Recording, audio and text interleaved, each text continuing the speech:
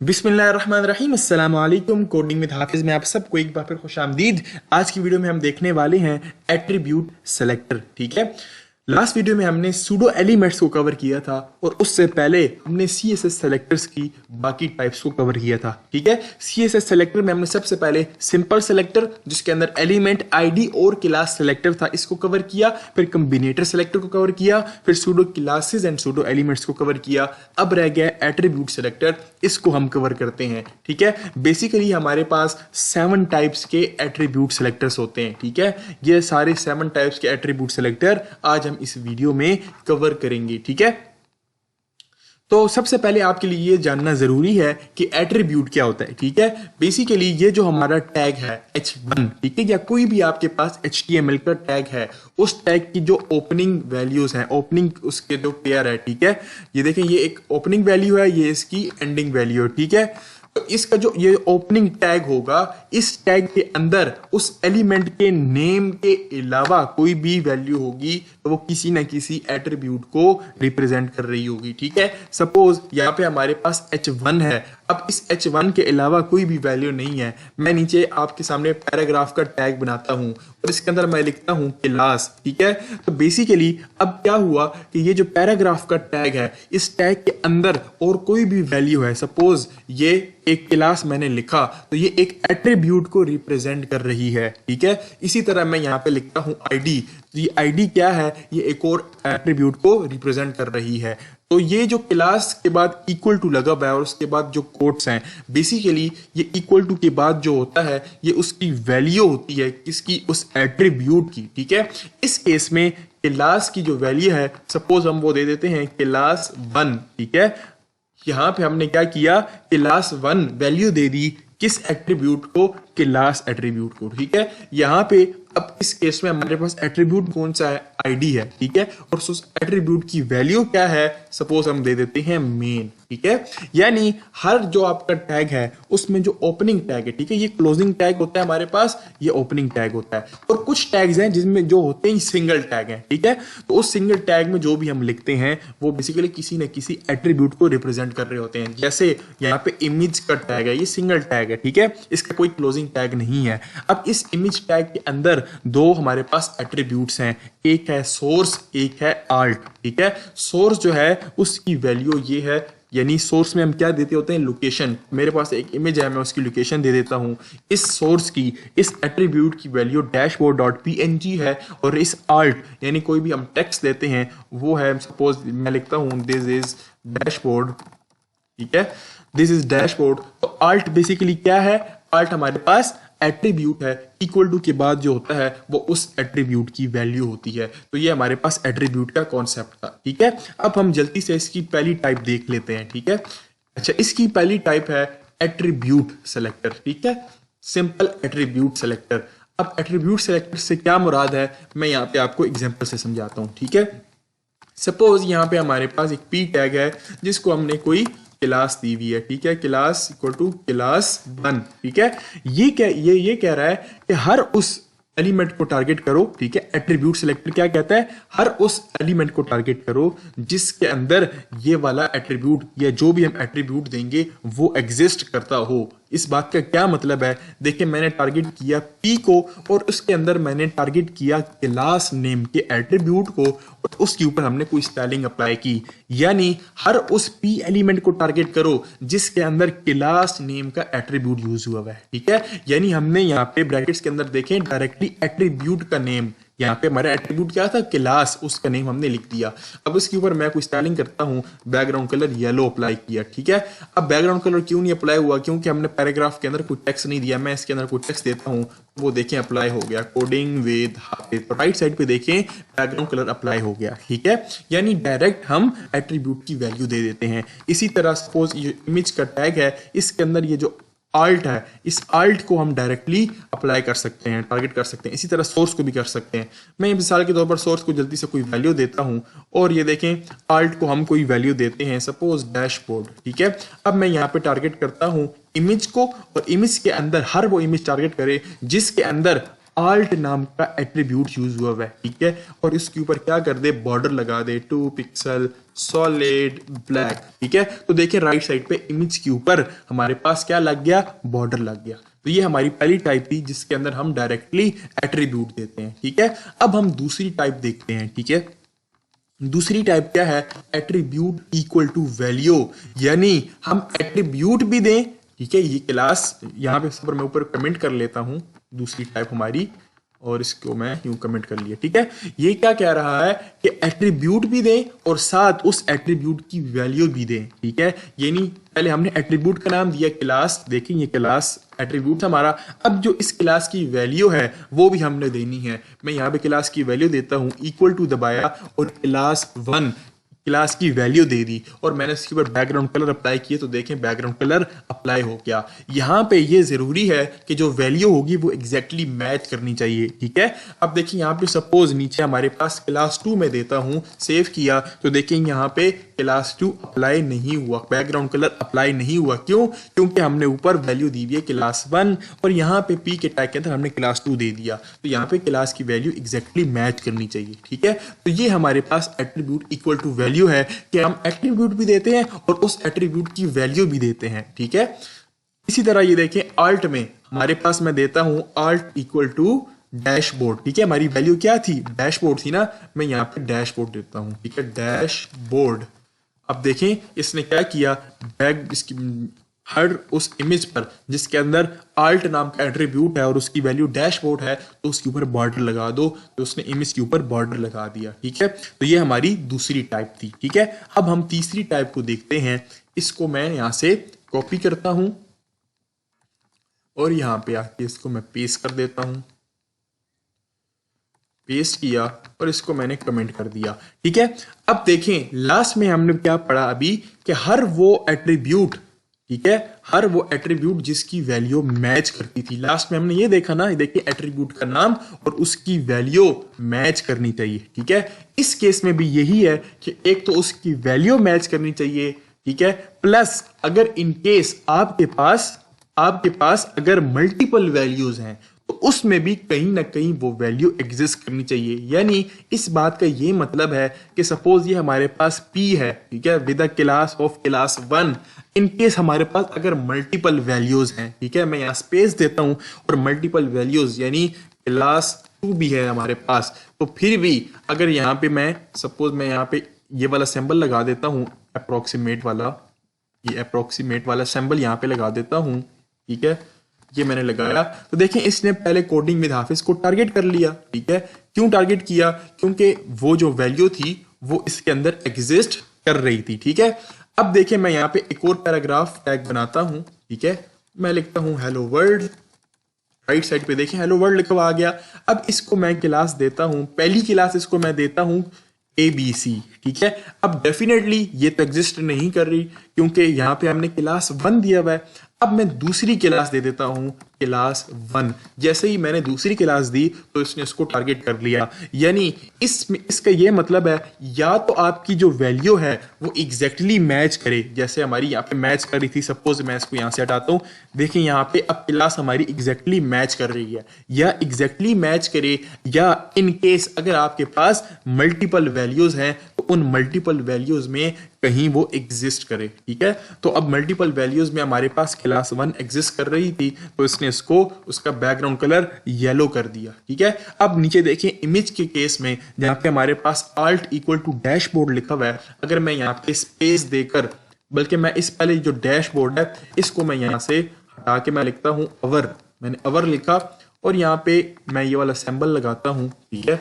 अब देखिए हमने क्या कहा, या तो वैल्यू डैशबोर्ड हो या अगर मल्टीपल वैल्यूज हैं तो कहीं डैशबोर्ड एग्जिस्ट करता हो। तो अगर मैंने लिखा तो इसने इसके ऊपर ये जो इमेज है इसके ऊपर बॉर्डर नहीं लगाया। मैं यहाँ पे दोबारा स्पेस देता हूँ, मैं यहाँ पे लिखता हूँ मेन, स्टिल इसने नहीं किया, मैं दोबारा स्पेस देता हूँ, थर्ड वैल्यू मैं देता हूँ डैशबोर्ड। जैसे ही मैंने डैशबोर्ड दिया तो इसके ऊपर बैकग्राउंड कलर इसके ऊपर बॉर्डर जो है अप्लाई हो गया, ठीक है। तो ये हमारी जो है थर्ड टाइप थी, ठीक है, जिसके अंदर वैल्यू भी मैच करे और अगर मल्टीपल वैल्यूज हैं तो कहीं ना कहीं आपने जो वैल्यू दी होगी वो एग्जिस्ट करके या मैच करे, ठीक है।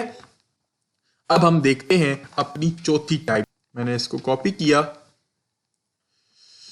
चौथी टाइप एट्रीब्यूट सेलेक्टर की, ठीक है। यहां मैंने इसको पेस्ट कर दिया। अब हम इसको समझते हैं।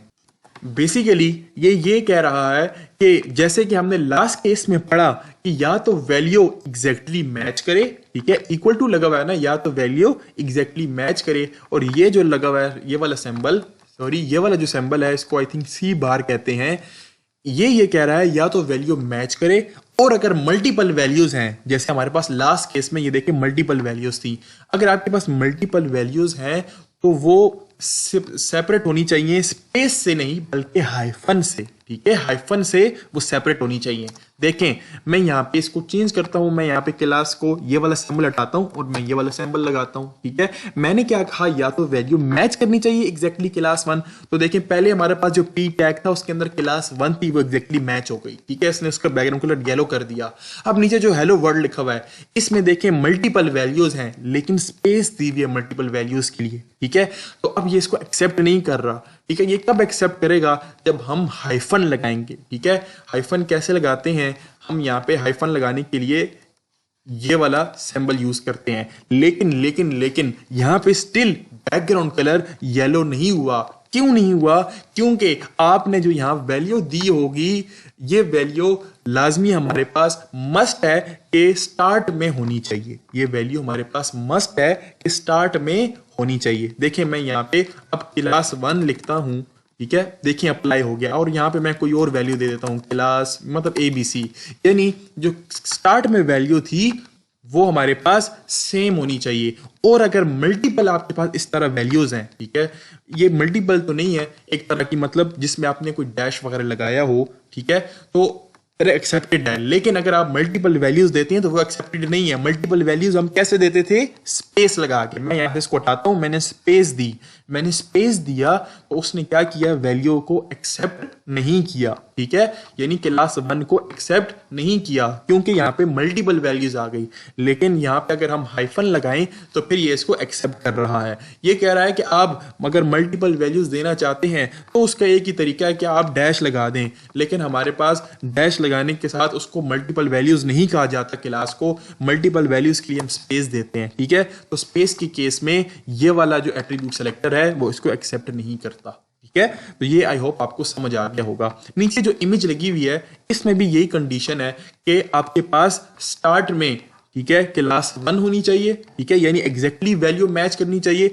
और अगर आपके पास इस तरह मल्टीपल वैल्यूज हैं तो वो ओनली एक्सेप्टेड हैं अगर उनमें हाइफन लगा होगा, ठीक है। हम इसको भी देख लेते हैं। देखिए मैं यहाँ पे ये वाला सिंबल लगाता हूं, मैंने ये सिंबल लगाया, डैशबोर्ड लिख दिया। अब इसने इसके ऊपर बॉर्डर लगाना है इमेज के ऊपर, ठीक है।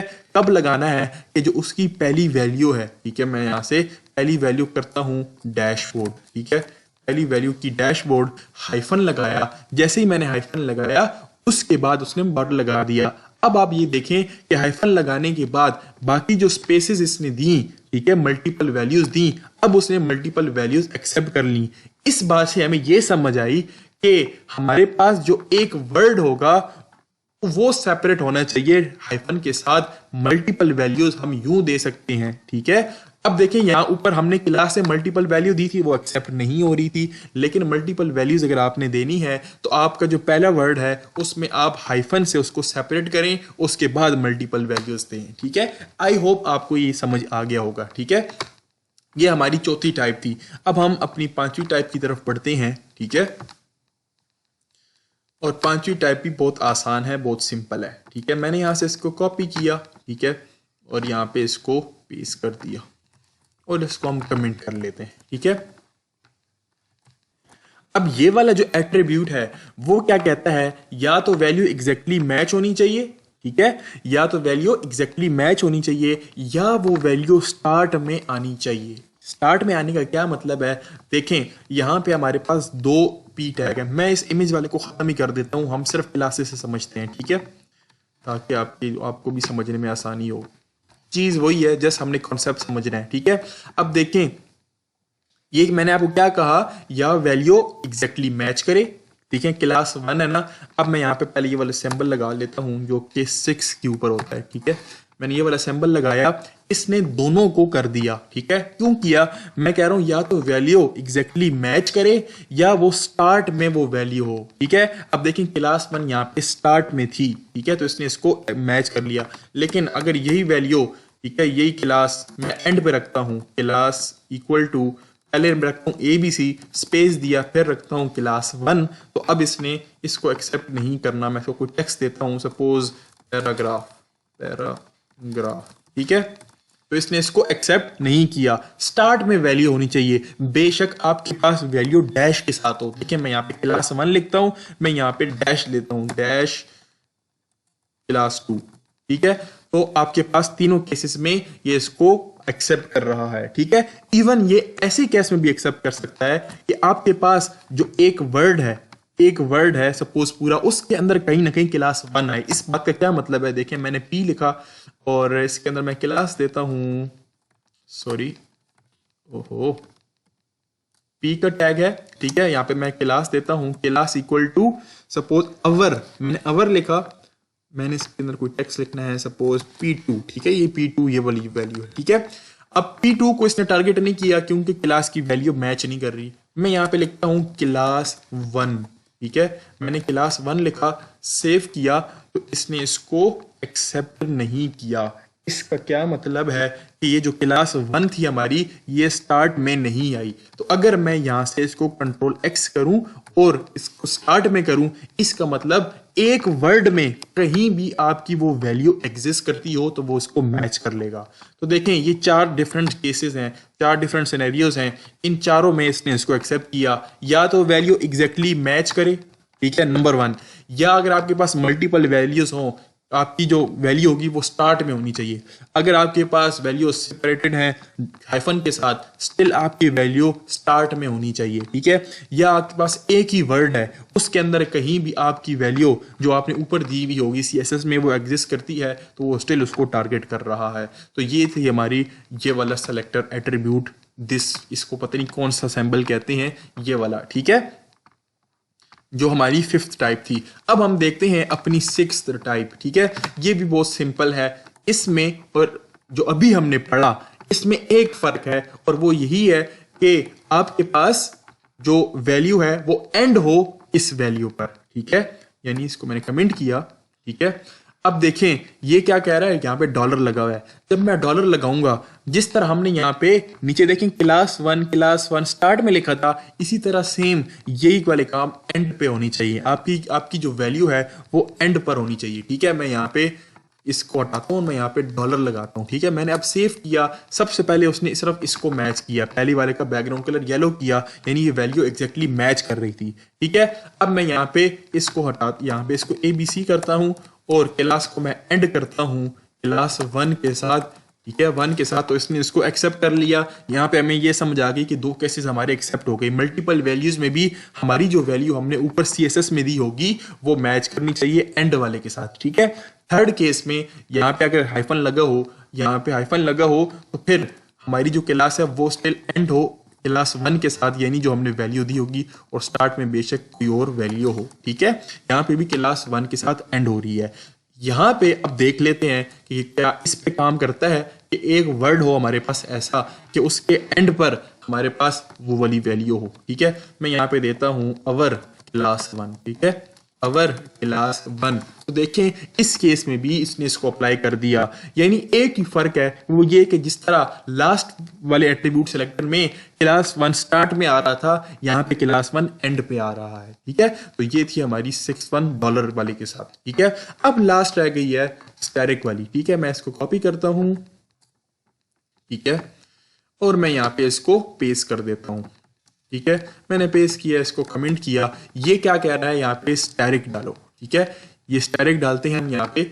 इसका ये मतलब होगा स्टैटिक का कि कहीं भी स्टार्ट में हो या एंड में हो, आपकी वैल्यू एग्जिस्ट करनी चाहिए। ठीक है, मैं यहाँ पे लिखता हूँ स्टैटिक।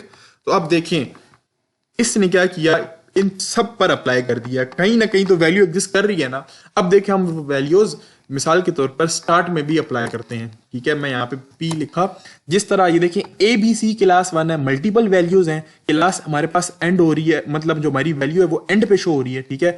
मैं यही वाला बल्कि इवन कॉपी करता हूँ और यहाँ पे हम इसको ऑपोजिट कर देते हैं कि ABC मैं बाद में लिख लेता हूँ और क्लास 1 स्टार्ट में लिख लेता हूँ, ठीक है। मैं क्लास 1 स्टार्ट में लिख लेता हूं और ABC बाद में। देखिए इस केस पर भी लास्ट में देखिए अप्लाई हो गया, यानी कहीं ना कहीं आपकी वैल्यू एग्जिस्ट करनी चाहिए। तो ये था बेसिकली आज का हमारा लेक्चर, आज का हमारा लेसन, जिसमें हमने एट्रीब्यूट सेलेक्टर को कवर किया। अब हमारे सारे के सारे CSS सेलेक्टर्स खत्म हो गए। उम्मीद है आज की वीडियो आपको पसंद आई होगी। अगर आपको मेरा पढ़ाने का स्टाइल, पढ़ाने का मेथड, पढ़ाने का तरीका अच्छा लगता है तो कमेंट में लाजमी बताइएगा। अगर कोई कंफ्यूजन है, कोई टॉपिक, इस टॉपिक में कोई कंफ्यूजन है, समझ नहीं आई, स्टिल कमेंट करके लाजमी पूछिएगा, ठीक है। जाने से पहले रिक्वेस्ट है, स्टूडेंट्स हैं तो टीचर हैं, स्टूडेंट्स नहीं हैं तो टीचर भी नहीं है। आप मेरे स्टूडेंट हैं, आप मुझे सब्सक्राइब करेंगे तो मुझे पता चलेगा किस स्टूडेंट ने मुझे सब्सक्राइब किया, ठीक है। मजाक कर रहा हूँ। मिलते हैं फिर अगली वीडियो में, चैनल को सब्सक्राइब कर दीजिएगा। अल्लाह हाफिज़।